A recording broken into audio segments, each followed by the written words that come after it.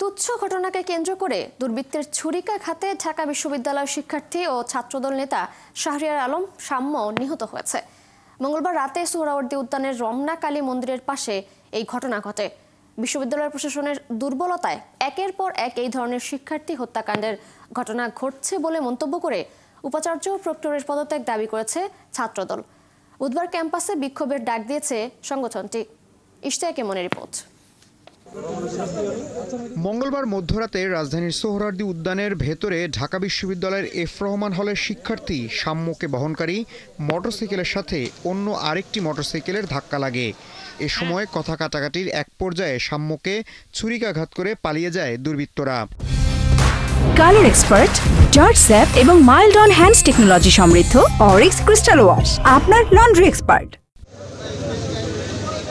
গুরুতর আহত অবস্থায় উদ্ধার করে ঢাকা মেডিকেল কলেজ হাসপাতালের জরুরি বিভাগে নিয়ে গেলে কর্তব্যরত চিকিৎসক রাত 12:30টার দিকে তাকে মৃত ঘোষণা করেন। খবর পেয়ে হাসপাতালে জড়ো হয় বিশ্ববিদ্যালয়ের শিক্ষার্থীরা। কিছুক্ষণের মধ্যেই হাসপাতালে আসেন ছাত্রদলের সভাপতি। জানান 25 থেকে 30 জন বহিরাগত শাম্যর উপর হামলা চালিয়েছে, যা প্রশাসনের দুর্বলতার প্রতিফলন। আমরা এখনই এর পেছনে কি রহস্য রয়েছে আমরা সেটি খোলাসা করছি না, এবং কোনো রাজনীতিকরণ যেন না হয় সে বিষয়ে আমরা সচেতন রয়েছি। একদম মাদকের অভয়ারণ্য গড়ে উঠেছে। তো এগুলো তো মাসের পর মাস চলছে, বিশেষ করে জুলাই আগস্ট আন্দোলনের পরবর্তী বাস্তবতায় এগুলো এদেরকে ধরার মতো কোনো সামর্থ্য পুলিশ প্রশাসন রয়েছে কিনা এটি নিয়ে আমি সন্দেহ। রাত 2:30টার দিকে ঢাকা মেডিকেল কলেজ হাসপাতালে আসেন ঢাকা বিশ্ববিদ্যালয়ের উপাচার্য ও প্রক্টর। এ সময় শিক্ষার্থীদের বিক্ষোভের মুখে পড়েন তারা।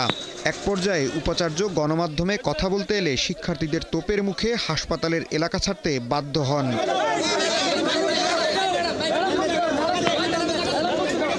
শাম্য হত্যার প্রতিবাদে মঙ্গলবার মধ্যরাতে উত্তাল হয়ে ওঠে ঢাকা বিশ্ববিদ্যালয় ক্যাম্পাস।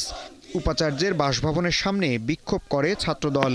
সংগঠনটির সাধারণ সম্পাদক বলেন, একের পর এক ছাত্রদল নেতারা হত্যার শিকার হচ্ছেন।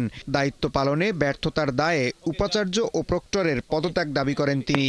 বিশ্ববিদ্যালয় প্রশাসন ব্যর্থ হয়েছে যে তার শিক্ষার্থীদের নিরাপত্তা নিশ্চিত করতে, এবং ঢাকা বিশ্ববিদ্যালয়ের প্রতিটি মাটিকে যদি নিরাপদ রাখতে হয় তাহলে আমরা মনে করছি এই বিসি এবং এই প্রক্টরের অবশ্যই দ্রুত পদত্যাগ করা উচিত বলে আমরা মনে করছি। রাতে সোহরাওয়ার্দী উদ্যানে অভিযান চালায় গোয়েন্দা পুলিশ। 4 জন মাদকসেবীকে আটক করে তারা। এই 2 হোন্ডা যাওয়ার পথে কথা কাটাকাটির এক পর্যায়ে সেখানে বোধহয় ওই যে স্টেপ করেছে অন্য পক্ষ। রানে যখন স্টেপ করেছে তখন এটা রক্তকরণ হওয়ার পরে বোধহয় এখানে যারা পরিচিত ছিল তারা ঢাকা মেডিকেলে নিয়ে গেছে। ঢাকা মেডিকেলে নিয়ে যাওয়ার পরে অতিরিক্ত রক্ষক করেন, সে মারা গেছে আর কি। শাহরিয়ার আলম শাম্য ঢাকা বিশ্ববিদ্যালয়ের শিক্ষা ও গবেষণা ইনস্টিটিউটের 2018-19 শিক্ষাবর্ষের শিক্ষার্থী ও এফ রহমান হল শাখার ছাত্রদলের সাহিত্য ও প্রকাশনা সম্পাদক ছিলেন। ইশতিয়াক ইমন, 71, ঢাকা।